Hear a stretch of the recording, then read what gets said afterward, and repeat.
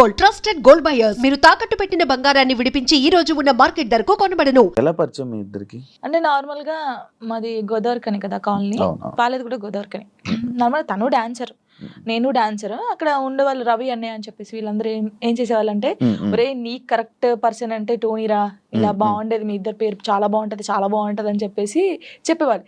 ఎవరు ఈ టోనీ ఇలా బాగుంటది అని తర్వాత పరిచయం అయింది. పరిచయంలో కలవక ముందే మీకు అందరు అనేవాళ్ళ? అందరూ అనేవాళ్ళు అక్కడ ఉండేవాళ్ళు. అంటే నేను చాలా అప్పుడు ఇంకా స్పీడ్ చేసేదాన్ని అనమాట డాన్స్. సో తన స్పీడ్ కి నీ స్పీడ్ కి చాలా బాగుంటదిరా అని చెప్పేవాళ్ళు. మా ఫ్రెండ్ రా డాన్స్ పేరుగా బాగుంటది అంటే నువ్వేమో కూడా నిజం పేరు అనేసుకున్నావా? అలా ఏం కాదు కానీ ఎవరైనా అనుక అప్పుడు పరిచయం అయిన తర్వాత అలా పరిచయాలు అయ్యి అలా లవ్ అయ్యి పెళ్లి జరిగింది. ఎన్ని ఇయర్స్ లవ్ చేసుకున్నారు నార్మల్ గా? నా 8th క్లాస్ లో అనుకుంటా. 2 years అయిందా మొత్తం? 2 years 2 years love, 3rd year లో పెళ్లి అయిపోయింది. మరి ఇంత లవ్ చేసుకున్నారు కదా, బ్రేకప్ అవ్వడానికి ఎందుకు రీజన్? అంటే 3 years లవ్, సడన్ గా ఒక రోజులో బ్రేకప్ ఎందుకు? అలా ఒక రోజులో కాలేదు, అది కొన్ని సిచ్యువేషన్ ఇంకా అలా జరిగిపోయింది. ఫీల్ అయ్యావా అనవసరంగా వదిలేసానే అని? అనవసరంగా వదిలేసానని కాదు కానీ బాధపడ్డాను. చాలా రోజులు బాధపడ్డాను. అరే ఇలా కాకుంటే బాగుండేది, ఇద్దరం బాగుండే వాళ్ళం కదా, అలా బాధపడ్డాను. అంటే మీ మాటలు వింటుంటే ఎవరి తప్పు లేదు. దిష్టి కొట్టింది మాకు బాగా. అదే అంటే దిష్టి తగులుతూ విడిపోతారా? నిజంగానే విడిపోతారు. ఫ్రెండ్షిప్ అయినా ఏదైనా సరే మన మీద కళ్ళు పడ్డాయి అనుకో విడిపోతాను. నమ్ముతారా ఇది? నమ్ముతాను, నేను చాలా నమ్ముతాను. ఇంకా నాకు జరిగింది కాబట్టి నేను నమ్ముతాను. దిష్టి వల్లే విడిపోయింది. ఇప్పుడు తమిళ పెట్టండి, దిష్టి వల్ల విడిపోయిన వీళ్ళిద్దరు ఎందుకయ్యా సామి ఇదంతా నాకు అనిపిస్తుంది ఇప్పుడు. ఏమైనా స్ట్రగుల్స్ ఫేస్ చేసావా విడిపోయినాక? లైక్ పెళ్ళి అయ్యాక కానీ లేకపోతే విడిపోయాక కానీ? పెళ్లిలో పెళ్ళి అయిన తర్వాత బాగున్నాం, ఇద్దరం ఈవెంట్స్ చేసుకున్నాం, లిరిన్ బాగా చూసుకున్నాం, అంత బాగా. కొన్ని ఇప్పుడు అవన్నీ మాట్లాడదలుచుకోలేదు నేను, ఎందుకంటే పాతవి తవ్వేసి తన లైఫ్ బాగుంది, నా లైఫ్ బాగుంది, మధ్యలో మళ్ళీ టాపిక్స్ చేసి మళ్ళీ వెనక్కి లాగడం నాకు ఇష్టం లేదు. తర్వాత పెళ్ళి అంటే ఇంకా అయిపోయిన తర్వాత, గొడవ అయిపోయిన తర్వాత చాలా మంది చాలా రకాలుగా మాట్లాడారు నన్ను.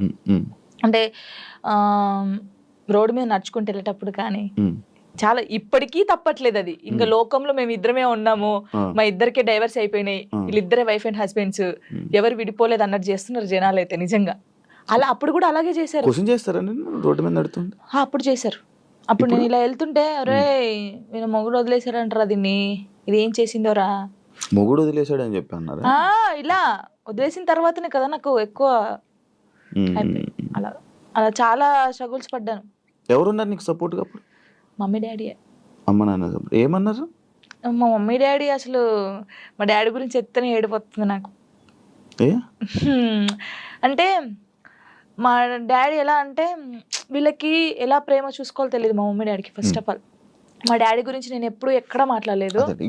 ఇక్కడ అంటే అందరూ లవ్ యూ డాడీ, ఇప్పుడు ఈ జనరేషన్ లో అప్పుడు వాళ్ళకి తెలియదు. ఇప్పుడు మనం ఏడ్చినా ఎందుకు ఏడుస్తున్నావు, ఇది కావాలా, ఇట్లా. ఫస్ట్ మా డాడీకి సారీ అని చెప్పాలని ఉంది గట్టిగా, హక్ చేసుకొని. కానీ ఆయనకి ఆ ఫీలింగ్స్ ఉండవు, అంటే తెలియదు. చెప్పినా కూడా ఎందుకు ఏడుస్తుందో అంటాడు. మా మమ్మీ కూడా అంతే. నేను లవ్ మ్యారేజ్ చేసుకొని వెళ్ళిపోయినప్పుడు కూడా చిన్న మాట అనలేదు నన్ను, చిన్న మాట. ఎందుకు చేసుకున్నావు ఆయన అడగలేదు. మేమిద్దరం కలిసి ఇంటికి వెళ్ళినప్పుడు సారీ డాడీ అని చెప్పి ఇంట్లోకి వెళ్ళిపోయాం అంతే. ఎంత బాగా చూసుకున్నాడు మా ఇద్దరిని తెలుసా, ఇంత మాట కూడా అనలేదు ఎప్పుడు. నాకు ఆయన వద్దు డాడీ అన్నప్పుడు ఏమనలేదు, మళ్ళీ కావాలి డాడీ అన్నప్పుడు ఏమనలేదు. నిజంగా మా డాడీ దొరకడం నాకు చాలా అదృష్టం. ఆయన గురించి ఎప్పుడు ఎక్కడ మాట్లాడలేదు నేను, ఫస్ట్ టైం మాట్లాడుతున్నాను. ఐ లవ్ యూ డాడీ అంతే. అంటే ఒక అమ్మాయికి ఒక డాడీ సపోర్ట్ ఎంత ఉండాలో కానీ, నాకు మా డాడీ ఫ్రెండే. ఇద్దరం కూర్చుంటాం, మాట్లాడుకుంటా ఉంటాం బాగా. రాత్రి కూర్చుంటారు, తాగుతా ఉంటాను, నేను పోస్తా సిట్టింగ్ చేసుకొని కూర్చొని మంచిగా మాట్లాడుతా ఉంటాను. మా డాడీ నాకు ఎప్పుడు ఫోన్ చేయడు, మా మమ్మీ డాడీ అసలు నాకు ఫోనే చేయరు. ఒక అమ్మాయిగా బయటకి ఇంత తిరుగుతానా అంటే వాళ్ళకి తెలియదు, ఏం చేస్తున్నావు, ఎక్కడున్నావు, అయిపోయిందా, అసలు ఫోనే ఉండదు. వెళ్ళింది చేసుకుని వస్తాను, తనకు తెలుసు. 3 months ఒకసారి మా డాడీ ఫోన్ చేస్తే ఏడుస్తాను ఫుల్. స్క్రీన్ షాట్ పెట్టి స్టేటస్ పెడతాను, మా డాడీతో ఇంతసేపు మాట్లాడాను. మొన్న నార్మల్గా ఏడుపు వచ్చేస్తుంటుంది నార్మల్గా, లేకపోతే అంటే ఒక టాపిక్ ఇక్కడ పెయిన్ ఉంటది కదా, ఇప్పుడు డాడీ గురించి తీసినాకనే పెయిన్ వచ్చింది. అవును, మా డాడీతో నేను అంత ఉన్నాను, మా డాడీతో టైం స్పెండ్ చేయలేకపోతున్నాను. నాకు మా డాడీ లిరి చాలా, వీళ్ళిద్దరు పేరు ఎత్తే నేను ఏడ్చేస్తాను ఫస్ట్. మీ అబ్బాయి అంత ఇష్టమా మీ అబ్బాయి అంటే? చచ్చిపోతాను, వాని కోసమే బతుకుంది నేను. ఇప్పుడు కొన్ని రోజులు అయిన తర్వాత మీ అబ్బాయిని పంపించాలి, నాన్న దగ్గర పంపించాలి అని అంటే పంపించరు. అంటే యాక్చువల్ లా ప్రకారంగా నార్మల్గా కొన్ని ఇయర్స్ అమ్మ దగ్గర, ఇన్ని ఇయర్స్ అని అమ్మ దగ్గర ఉండాలి అని చెప్పి. మీరు అలా అంటే నాకు గుండె అయిపోతుంది. లేదు, జనరల్గా అడుగుతున్నా. లిరి వెళ్ళడు, అమ్మ కాడే ఉంటా అని చెప్తాడు. షోరా? షూర్. నేను ఉంటును, సపరేట్ గా మనతో మీరు మాట్లాడండి, వాడు చెప్పేస్తాడు. వెళ్ళడాడు. అంటే అబ్బాయి ఇష్టం, అబ్బాయి ఇప్పుడు నా ఇష్టం లేదు, తన ఇష్టం లేదు, వాళ్ళు ఇరిగాని అడుగుతారు కదా, మా మమ్మీని వదిలిపెట్టి రానని చెప్తాడు. ఇప్పుడు హ్యాపీయా మొత్తం అంతా, మీ అబ్బాయి మీరు అంతా హ్యాపీ? మేమిద్దరం చాలా హ్యాపీగా ఉన్నాం. అవును, యాక్చువల్లీ పేరెంట్స్ మధ్య జరిగినవి పిల్లలకి చెప్పకూడదు, ఎందుకు వాళ్ళని ఇబ్బంది పెట్టడం అనేసి నార్మల్గా అనుకుంటుంటారు బయట, నార్మల్గా జనరల్గా. నేను ఒక దాంట్లో నేను చూసిన దాంట్లో మీరు చెప్పారు, నాకు జరిగిన లైఫ్లో ప్రతి ఒక్కటి నేను మా అబ్బాయితో షేర్ చేసుకుంటానని చెప్పడం జరిగింది. కరెక్ట్ అనుకుంటున్నారా? కరెక్టే. ఎందుకంటే ఇప్పుడు ఫాదర్ మదర్ ఉన్నప్పుడు ఆ పిల్లలకి అవి తెలియకూడదు. ఫాదర్ లేడు, సో అన్నీ నేనే వానికి. నేనైనప్పుడు నా లైఫ్లో ఏం జరుగుతుందో వానికి ఒక్కనికే తెలియాలి, ఎవరికి తెలియకూడదు. ఇప్పుడు వాడు అబ్బాయి అండి, నార్మల్గా చెప్తున్నాను, వాడు ఇంకొక 5 years అయితే పెద్దగా అవుతాడు. పెద్ద అయిన తర్వాత బయటికి వెళ్తాడు, జనాల గురించి తెలిసిందే కదా, ఎవడో ఒక మాట అంటాడు. అప్పుడు వీనికి ఏం తెలియదు అనుకో, వాడు వచ్చి నన్ను క్వశ్చన్ వేస్తాడు, అమ్మ వాళ్ళు ఇలా అంటున్నారు ఏంటమ్మా అని. వీనికి అన్నీ తెలిసాయి అనుకో, మా మమ్మీ గురించి నాకు తెలుసురా, మీరేంట్రా అనేది, వెళ్ళండి రా అంటాడు. దానికి దీనికి ఎంత ఉంది? సో నా కొడుక్కి నా లైఫ్లో ఏం జరిగింది, ఏం జరగబోతుంది అన్నీ తెలియాలి. నేను వానికి అన్ని షేర్ చేసుకో, నాకెవరున్నారు ఇంకా షేర్ చేసుకోవడానికి, వాడు ఒక్కడే ఉన్నాడు. సఫర్ అవ్వడా అసలు వాడు నాకు ధైర్యం చెప్తారు తెలుసా. అవునా? చాలా లిరిని చూస్తే మీరు అలా ఉన్నారు కానీ చాలా మెచ్యూరాడు, చాలా. మీ తెలివితేటలు ఎక్కువ వచ్చినట్టు బాగా. అసలు వాడు వానితో మాట్లాడితే మీకు అర్థమవుతుంది. అంత బాగా మాట్లాడతాడా? అంత బాగా మాట్లాడతాడు, నాకు ధైర్యం చెప్తాడు. నేను ఏడుస్తే, ఎందుకు ఏడుస్తారా అలా, ఇంకా మరి బాధ వచ్చినప్పుడు ఎవరికి షేర్ చేసుకోవాలి. ఇప్పుడు బయటికి వెళ్తాం, షూట్స్ చేస్తాం, కొందరు మంచిగా మాట్లాడతారు, కొందరు చెడుగా మాట్లాడతారు. అట్లా మాట్లాడినప్పుడు ఇంటికి వెళ్తాను, వాడిని చూడగానే ఏడుపు వస్తుంది, గట్టిగా పట్టేసుకొని డాడీ ఇలా అన్నారా ఈ రోజు నన్ను, అన్నీ చెప్తాను శివ గారు తెలుసా. నేను ప్రతి పిన్ టు పిన్ చెప్తాను వానికి. నేను నాకు ఎవరైనా ప్రపోజ్ చేసినా, ప్రపోజ్ చేశారు రలీరి నాకు అని చెప్తాను నేను, సీరియస్ గా. ఎవడాడు అంటాడు, ఎవడాడు అంటాడు, నాకు నచ్చలేదు రలీరి అని చెప్తాను నేను. ఉండేలే అప్పుడు, చెప్పకూడదు పేరు,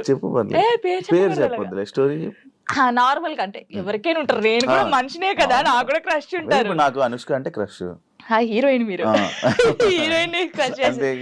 నేను నార్మల్ గా ఒకరంటే ఇష్టం ఉండే, అంటే వాళ్ళతో ఎప్పుడు మాట్లాడలేదు, నేను వాళ్ళని ఎప్పుడు కలవలేదు, ఎప్పుడు చూడలేదు. కానీ బట్ కొన్ని వీడియోస్ చూసిన తర్వాత వాళ్ళ క్యారెక్టర్ నచ్చి కొంచెం ఇష్టపడ్డాను. ఇప్పుడు ఇది చెప్పారా మీ అబ్బాయికి? చెప్పాను, ఒరే వాళ్ళ క్యారెక్టర్, ఓ అవునా, ఓకే ఓకే. చెప్పాను ఆయనకి, అబ్బాయికా చెప్పలేదు, చెప్పాలని లోపు పెళ్లి అయిపోయింది. సీరియస్ గా ప్రామిస్, ఇది పెళ్లి అయిపోయింది. అయ్యో దేవుడా, పెళ్లి అయిపోయిందా, ఓకే పర్లేదులే, చూసుకుంటున్నారు కదా వీడియోస్, ఓకే ఫైన్, ఇష్టం కదా చూస్తూ ఉందాంలే అలాగా. ఇంకో మ్యారేజ్ చేసుకోవాలని ఆలోచన లేదు. అంటే దీనివల్ల ఒక 8 months నేను సాంగ్స్ని కొంచెం పక్కకు పెట్టాల్సి వస్తుంది. అండ్ ప్రొడ్యూసర్స్ అందరు చాలామంది కూడా కాల్ చేస్తున్నారు, వాళ్ళందరికీ సారీ. అంటే నా హార్ట్ఫుల్గా నేను సారీ చెప్పుకోవాలి. ఈ టైంలో నేను అగ్రిమెంట్ అయ్యాను కాబట్టి ఒక మంచి ప్రాజెక్ట్తో మేము ముందుకు రావాలి అని, అంటే ప్రేక్షకుల దేవులకు, అంటే వాళ్ళు నన్ను అభిమానించే వాళ్ళందరికీ ఒక పెద్ద బిగ్ సర్ప్రైజ్ తోటి మేము ముందుకు రాబోతున్నాను. అండ్ ప్రొడ్యూసర్స్ కూడా చాలా సారీ అండి, ఒక 8 months తర్వాత నేను బ్యాక్ వచ్చేస్తా, అంతే, నన్ను కొంచెం అర్థం చేసుకోండి. అంటే మీ పేరు చెప్పగానే జనాలకి ఏంటంటే ఒక విషాద గీతాలు ఏంటంటే అదేదో విరహ ప్రేమికుడు, భగ్న ప్రేమికుడు అంటారు కదా, ఆ పాటలే ఎక్కువ వస్తున్నాయి. అంటే మీరు అట్లా సెలెక్ట్ చేసుకుంటున్నారా లేకపోతే వస్తున్నాయి? వస్తున్నాయి అట్లా. అంటే సెలెక్ట్ చేసుకోవడం ఒక brand పడిపోయింది మీకు అట్లా అయిపోయింది. అంతకుముందు స్టార్టింగ్లో ఒక డాన్సర్గా గుర్తించారు, తర్వాత ఒక ఆర్టిస్ట్గా. ఇక రెండు ఈ టోనీకి ఏది చేసినా డ్యాన్స్ వర్షన్ వచ్చినా వాడు చేయగలుగుతాడు, అండ్ యాక్టింగ్ స్కిల్ కూడా ఉంది, ఇలాంటి బాగా సెట్ అవుతున్నాయి అని చెప్పేసి వాళ్ళు ఓన్ చేసుకొని నాకు ఇవ్వడం జరుగుతుంది. అది నాకు అదృష్టమే చాలా. అంటే రేపు ఎప్పుడైనా వేరే క్యారెక్టర్ అయినా వేరే మంచి సాంగ్ ఏదో మామూలు ఊపిన సాంగ్ వేరే ఏమైనా వస్తే జనాలు యాక్సెప్ట్ చేయగలరా? అంటే ఒక బ్రాండ్ పడిపోయింది కదా మీకు, ఇట్లా ఎక్కువ ఈ సాంగ్లే ఏడిపించే సాంగ్లు ఎక్కువ వస్తున్నాయి కదా మీ నుంచి.